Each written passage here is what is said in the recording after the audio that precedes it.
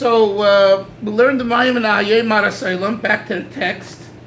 And Moshe, do you have a recollection where we're at? Yeah, let's see. I think we're on page 30. I think. No. Really? That's all?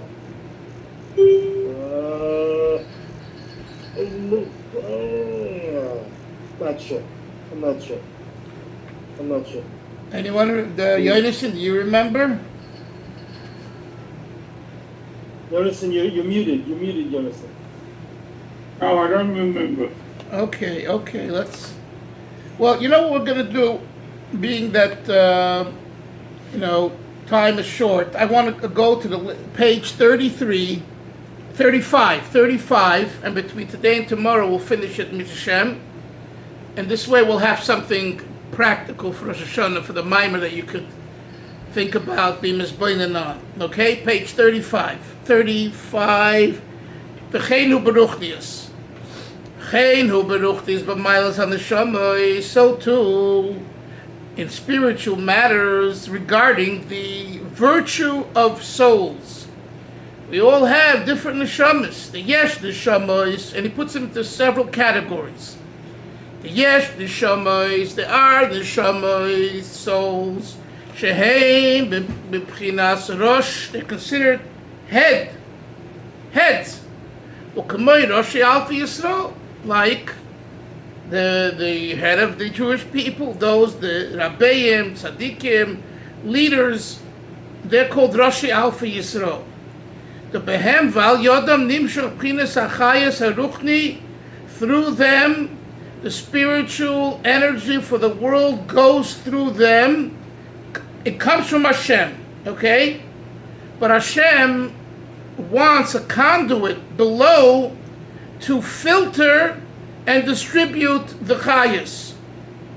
So the Rebbe says here, the Friedrich Rebbe says, this is the Roshi Alfi Yisrael, that they are mamshich the chayas haruchni v'hashpo l'shori haneshamas, to all other souls that are not heads, ki hamshocha v'hashpo hachayas ma'arosh bo'odem l'chol eivorim. Moshe, right? Where is the seat of a person's chayas? It's in the brain, the nerve center. The nerve center distributes the chayas to all parts of the body. That's why, if chas v'sholem there's a problem with the nerves, it impacts those parts of the body. So what do we see? That the nerve center in the brain, in a sense, controls what happens to the foot and the hands and other parts of the body. But where does the chayas come from? It doesn't come from the nerve center. It comes from Hashem, or from the soul in this matter, the neshama, the nefesh. But who filters it and transfers it and harnesses it? The moich shabarosh. So too, the Roshi Alfi Yisrael, the heads of the Jewish people, they are mamshich the chayas ruchni and the hashpa to all other neshamas. Now this isn't something that everyone accepts, but everyone accepts the fact that there's tzaddikim and then great people and Rosh Hashiva and rabbis, but this concept is a unique concept of Chassidus, and particularly Chabad Chasid. And it's really the reason why Usher is in New York. He didn't just go because he needed a vacation. Why did he go?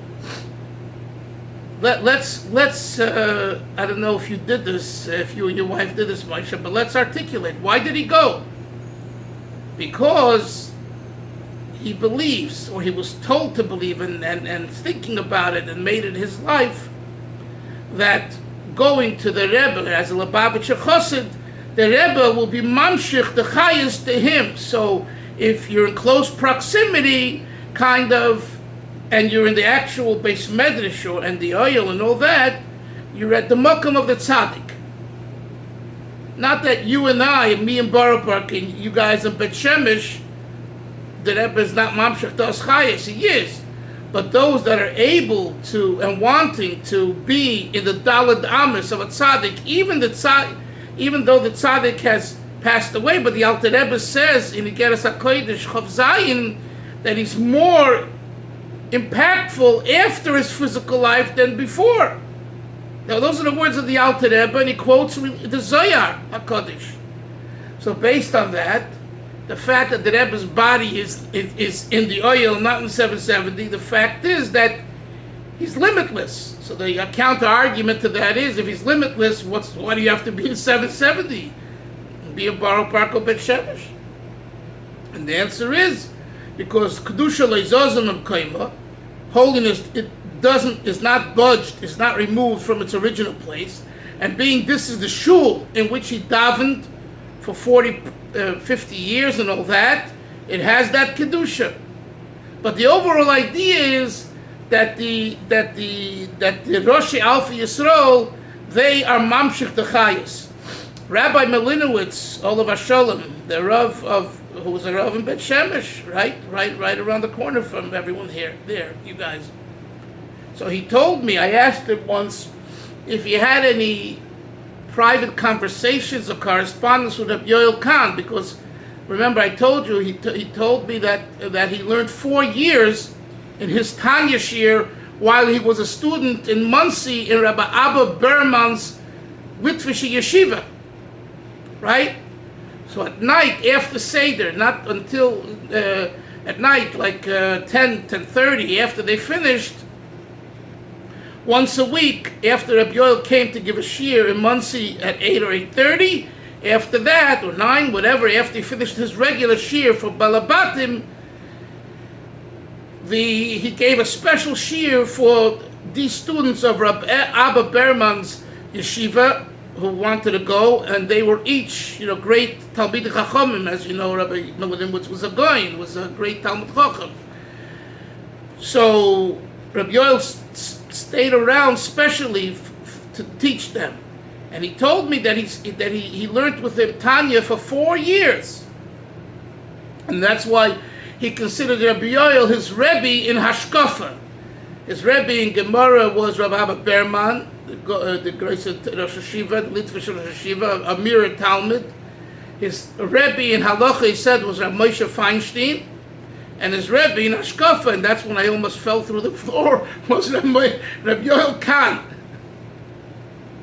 And you could see in Rabbi Melinowitz's teaching how he taught, Ramchal, and then of course, when he asked me to teach Tanya, and I've said it many times, he wouldn't let go. He pressured me to give more shiurim.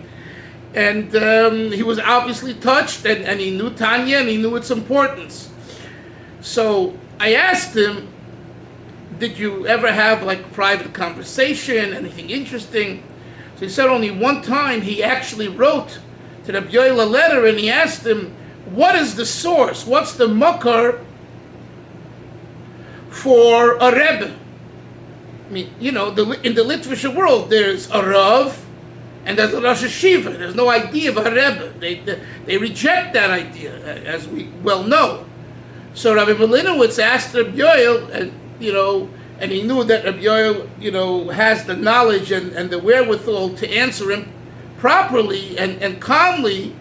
He asked him, is there a mucker in Torah for a Rebbe? Because to say that it's just a made-up idea, it doesn't jive with the Alter Rebbe and the Baal Shem Tov. So Rabbi Yoel answered him, yes, there's one source. It's Tanya Perek Beis. When the Alter Rebbe speaks about the souls, everyone comes from Chochmah Datzilus, but then he speaks about the Roshi Alpha Yisrael, exactly what we're learning right here, the exact idea.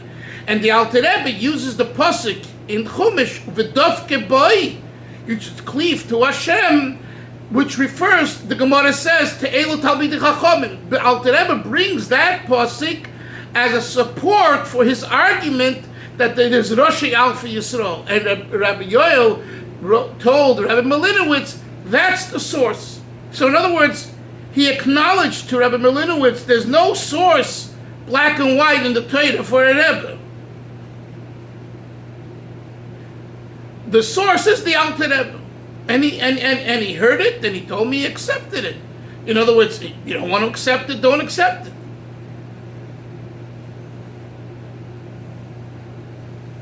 I'm saying this because it's important to understand. Yonason and I have spoken about in the beginning some people giving him a hard time over there, the Litvishim, Snagdim, whatever. You have to understand where they're coming from. I'm not talking about today people who are shallow and just troublemakers. Originally, where were they coming from? The answer is, what's this business of a Rebbe? We know a Rav, and the Torah speaks about a Rav, and we know a Malamed, and we know a Rosh Hashiva. The Gemara speaks about the Rosh Hashiva. 1 second. But a concept of a Rebbe was a Chiddush. And the answer is, it was Taka Chiddush. And the Alter Rebbe, not the Baal Shem Tov, the Alter Rebbe was the one who, in Perek Beis and Tanya, gives us his kind of source for the concept of a Rebbe. You don't want to agree with the Alter Rebbe? Don't agree with it. So, does someone who doesn't accept the Rebbe have a right not to accept the Rebbe? Yes, he does. Forget, not even talking about my Rebbe, the whole institution of Rebbe. Yes, of course he has a right. I mean, we're so, trained to say, oh, you have to understand, what the source is, but for Hasidim B'chlal, and for anyone that has respect for the Balatanya and the Rav Shulchan Aruch, the same author and the same Talmud Chacham and the same Goin, the Alter Rebbe who wrote the Shulchan Aruch, he wrote the Tanya. So what do you mean? You pick and choose. For the Shulchan Aruch, he's a good rabbi, he's a good teacher, but for the what's it called, for what he writes in Tanya, he's not. I used that argument on this co-counselor of mine when I was a co-counselor in Camp Mogan Avram up in the Catskills, that Ronnie Greenwald, probably Yoni knows his name, ran. Oliver Sholom's regular members, he was a very good man, and he was from Washington Heights, and the Yekis. So he said, we Yekas don't believe in the whole teachings of Kabbalah, and that the Zohar is written by Shim Bar Yochai the Tana, and the whole concept of Rebbes. This is not, he was a nice guy. We got along well. In fact, I put up a picture of the Rebbe in the bunk, and he didn't say a word. But, so I said to him, do you know that Rebbe Soloveitchik, who is kind of your father figure, right, of Yeshiva University, he has a Lekutei Torah and Torah that he learns and it's on his desk. He says, you know what? That part of Rabbi Soloveitchik I don't accept. We don't accept. See, to me, that's baloney. It's baloney. If you respect someone, you should respect all of him. No. When it comes to Gemara and Rambam, he's Rabbi Soloveitchik, he's a brisker. When it comes to Lekutei Torah that he learned and he taught, and he spoke about, doesn't mean you have to become a chassid. But if your Rebbe, who's such a goyin and you respect, says this is a valuable piece of learning, then you should. Yes, Moshe? I just want to comment that, we see, I think we've spoken about that, I'm sure we spoke about this before, but we see that today amongst many in the Litvish world, they hold the way they treat the Rosh Yeshiva is like a Rebbe. Just like a Rebbe. Yeah, I would say yes and no. Because I think you're talking more about the outer trappings. I'm talking about the inner issues. I'll give you an example. Rabbi Hutner of Chaim Berlin, right here, right? We spoke about him many times. So I spoke to a very close student of his who was getting married. And Rabbi Hutner was upset with him that he didn't call him at 2-3 in the morning when he came back from his date and he proposed to his kala, and he didn't call him in the middle of the night to say, I became a chassan. So the next day, he bawled him out. He cursed him out for. He said, Rebbe, I didn't want to wake you up in the middle of the night. He says, what? So I asked that type of a student with the story I just told you. I asked him, did you go to Rabbi Hutner when you went to get a bracha for your wedding? Did you seek his counsel that if he would have told you not to marry her, you would have listened? And you know what he said? No. So I said, no. He said, yeah. We don't look at a Rosh Hashiva as close as we are to him as a Rebbe. And that's what I'm telling you, Moshe. I'm not convinced that in Panovich today, or in all these Litvish yeshivas, as much as they cry and circle the body when the person passes on and there's 100,000 people, push their button deep down and ask him such questions that I just asked this guy, I'm convinced he will tell you the same thing. In other words, yeah, of course we have to respect him and their word is gold and their word is, but when it comes to inyanim nafshiyim, okay? You understand? Inyanim nafshiyim means soul matters. And that's what a Rebbe is. A Rebbe is not about get this job or that job. It's absurd. The only reason, one second, why it's important is because the Rebbe sees your neshama, so it's all about the soul. And he sees that your neshama will succeed in this job and not that job. But not because he's a good businessman, understands business, and can tell you about which job to take. You see, and that's the difference. When someone came to Rabbi Hutner had people lining up to see him. Rabbi Soloveitchik had people lining up to see him. And I'm sure in Eretz Yisrael, the Gdolim. But it's not about neshama. Moshe, you have to really get this in your brain wired. It's not about neshama. And that's what the relationship of a chassid to a Rebbe. If you're a real chassid, if you're not a real chassid, no problem. But if you're real chassid, and once you understand this and you want this, then it's understandable when the Rebbe tells you go to Timbuktu, you don't just go, you run. And all the stories that you hear with the Rebbe, he just got married and there's a farbrengen and he says he would like to stay and the Rebbe says, no, go tomorrow morning. I just got married.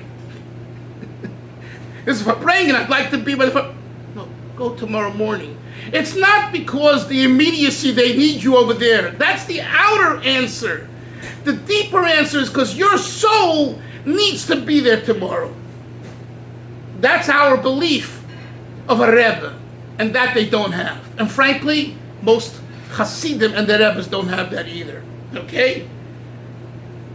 I'm not convinced if you're going to ask Isser about the Boston Rebbe, he's going to tell you that. Maybe.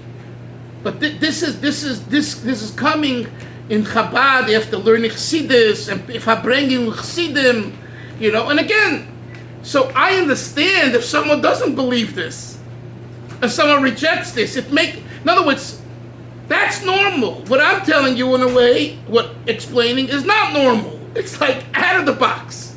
Yes, Yaini. So one thing that it's interesting what you're saying, it's like a mindset. It's mamash, you got to rewire the brain in this situation. That's right. So something never sat well with me in yeshiva, like growing up in Chaim Berlin. They never referred to as a Rebbe or a Rav. It was always the Gedolim. And we as kids, in 3rd grade, 4th grade, we didn't know who the Gedolim were. Like, what does that mean? Oh, the Gedolim said, there's Rabbi Rav Shach, he's in Eretz Yisrael, Rav Elyashiv, we were in Brooklyn, the Gedolim say. There was such a disconnect with what the Rebbe was trying to explain to us, and we were like, no interaction, no personal interaction. I think that this is a very much the approach of Chabad, to have the exact opposite approach. Yeah, well, Chabad tolerates the Gedolim concept, but if you ask a Chabadnik after you said a few L'chaims, you'll hear the truth. The whole concept of Gedolim, great, I'm great and you're nothing. It's so foreign to the Chabad ethos and the Chabad way of understanding. It's like disgusting, okay? But that's what they call today. So we go along with it. You follow. And by the way, Yoni, you should know that 56 years ago, there wasn't so much emphasis on the Gedolim. It really started probably in the 80s with Rav Shach and that whole dispute with the Rebbe, and they built up the figure, and they created this really they say the Chazon Ish started it in the 40s in Bnei Brak. But even though they attribute the Gedolim concept to the Chazon Ish in the 40s, it wasn't like it wasn't really known. It wasn't popular. There wasn't the internet. Now it's the credo. In other words, you can go to any Litvish yeshiva, and like you said, Gedolim, Gedolim, Gedolim, Gedolim. And again here, to be honest, what are they going to say to the Chabadnik? We say Gedolim, and you say Rebbe, Rebbe, Rebbe. I'm just saying, but what I'm saying is that they say Gedolim, but they're not really attaching themselves the way a Chassid attaches his inner soul to a Rebbe, like you said, rewiring. They don't have to rewire anything. They have to just be obedient. The Godol said this, the Gedolim said this, listen. That's it. It's a behavior function. By a Chassid Rebbe, it's a soul function. Anyway, maybe during Sukkot or something, we'll have a Fabrengen or something, and we can talk more about it. And it's a sensitive issue. What do I mean? Today, because so many people, let's say Eish Kodesh, and your Shuv too probably, there's so many Bali Tshuva, and they've been trained and raised this way, so why break the bubble? Let it be. It's going well, but here when we learn Chassidus, and I'm not saying this to badmouth anyone. I'm just bringing out what the avodah of a chassid to a rebbe is, and what we're learning here on page 35, and we'll continue now, is the purpose of a rebbe, a Rosh Alpha Yisrael, who's mamshich the chayis to all of. In other words, Moshe, if you take these two lines and you ask any Litvish guy or a Svardish guy if this is their view of their Godol or their Rav or their Chacham, I bet you anything they'll say no way. They're very holy, and we're bottled to them, and we listen to their direction and all that. But to go and say that they have a way of drawing energy from God to souls, the whole musag, the whole concept is foreign, and they've been trained to reject that. In other words, and that it's Kabbalah, it's mysticism. What do you know about souls? Learn a piece of Gemara? What are you hacking a chinik? Learn a halacha. You understand? So that's why I say, when you say about rewiring, you have to be willing to invest and to study and to live this type of way, and it's not easy. So you have to also have compassion and understanding on a Litvak or someone else who doesn't understand this and doesn't feel this way. The famous story with the Rashbats, Shmuel Betzalel was a chassid from the Tzemach Tzedek through the Rashab. But first he was a Misnagid.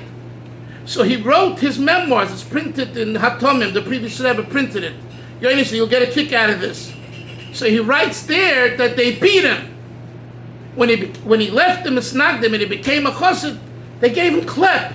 They beat him. They hit him. So the Rashbat says, when someone who's a Misnagid becomes a chassid, he needs the klep. He needs the hitting to change his way of thinking. He needs that shvirah. He needs that bitush. It's good for me. It's good for me that I got klep. it's not easy. You know, Moshe learned the Chappelle's, a beautiful yeshiva, good. But it's not a Chassidish yeshiva. So to go from an education of Chappelle's and to become a Chassid, it's a paradigm shift.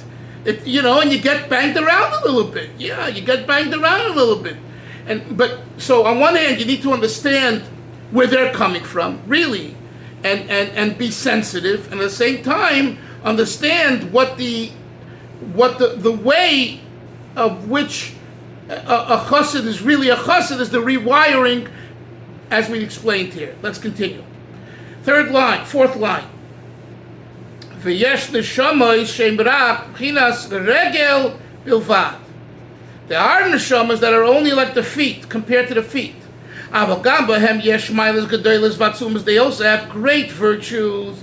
Achem b'chinas rosh l'gabe neshamas hagvoyos. In fact, velvel, these neshamas that are considered regel, raglayim, in certain areas they're considered ahead over the great neshamas that we mentioned before. Hainu, and they are mashlim, they complete the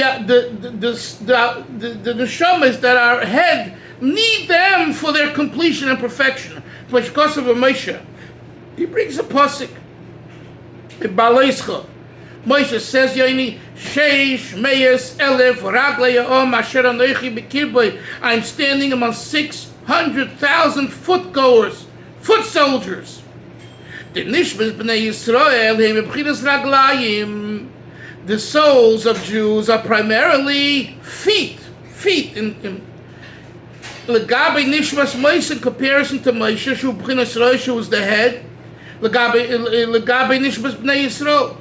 The Zel, the Chsiv, it says, Moshe was the most modest man. The Moshe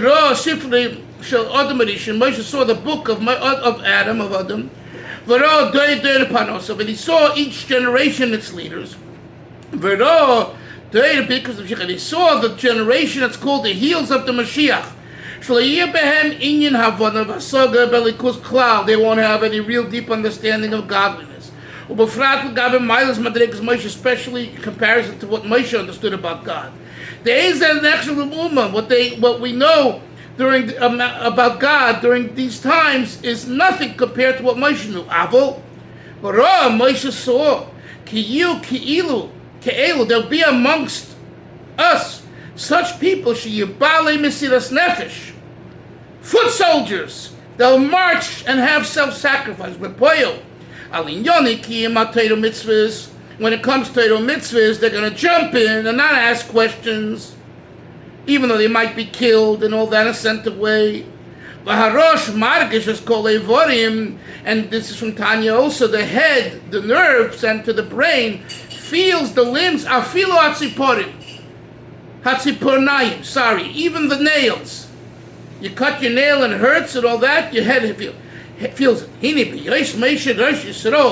Since Moshe Velvel is the head of the Eden, he felt the simple virtue of all the Yidden, those that have Mesiras Nefesh, the Godol, and Moshe sensed the great Nachas Ruach, the great pleasure that God has, that Hashem has, from the activity, from the avodah of the Anoshim Pshutim with their Mesiras Nefesh. And that's why he was modest, and he said, I am modest, Shechoshuv. Not he said, Hashem says he was the most modest person on the face of earth, Shechoshuv. Why? Look what the Rebbe says. Why was that? Shehem v'pashtusam, next page, 36. Heim b'madrega davoya yosef miti yosef asagoysev belikus. Moshe considered those people who are Baalei Mesiras Nefesh, ready to jump into the fire and do whatever Hashem wants, greater than all the people with the flute and tootin' intellectualism and concepts and explain, even in godliness, not just in a piece of Gemara, even in Chassidus and Kabbalah. Why? Because the head, the nerve center, feels everything that's going on in the limbs. But this is what the pasuk means. I stand today amongst you. This refers to the sfira, the sfira, the emanation called keser. The zochel hazeh, Moshe merited experiencing keter. Al yedei ragliyahom, because he was amongst foot soldiers, he got keser. You understand? When you go into Yoini Shul, the Karlbach Shul, and they're dancing over there, and a big rabbi who's used to learning, he can be zoicha to a higher level than he has from his learning when he dances, when he claps, he sings. Pashtus. You know, try to get someone who's with his tie and his long frock to move. It's like moving a statue, right? Anyway, let's go on. HaNeshomas the Bnei Yisrael, the souls of Yidden, the B'chinas Nishmas. We'll stop here. The Hine B'chinas, the third line. I hope you can finish tomorrow. Hevra, I think we had an important discussion today, and tell your friends about it because it's very relevant. You'll be surprised how many lubabs don't even know this. Okay. Take care. Have a great day. Shalom. Take care. Bye, my